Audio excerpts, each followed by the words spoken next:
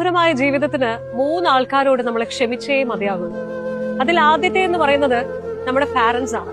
പാരന്റ്സിനോട് എന്തിനു ക്ഷമിക്കണം എന്നൊരു ചോദ്യം വന്നേക്കാം. പക്ഷെ ഒരു കാര്യമാണ്, നിങ്ങളൊന്ന് ആലോചിച്ച് നോക്കിയേ, എന്റെയും നിങ്ങളുടെയും ഒക്കെയും ഇന്നത്തെ നിലനിൽപ്പിന് നമ്മുടെ മാതാപിതാക്കൾ തന്നിട്ടുള്ള ഒരു വാല്യൂ എന്ന് പറയുന്നത്, അല്ലെങ്കിൽ അവരുടെ ഒരു ഇൻപുട്ട് എന്ന് പറയുന്നത് നമുക്ക് പറഞ്ഞറിയിക്കാൻ പറ്റാത്തതാണ്. പിന്നെ എന്തിനു മാപ്പ് കൊടുക്കണം എന്ന് ചോദിച്ചാൽ അതാണ് പോയിന്റ്. നമ്മൾ പഠിക്കുന്ന സമയത്താവട്ടെ, അല്ലെങ്കിൽ നമ്മൾ വളർന്നു വരുന്ന ഘട്ടത്തിലാവട്ടെ, പല കാര്യങ്ങൾക്കും അവർ തടസ്സം പറഞ്ഞിട്ടുണ്ട്.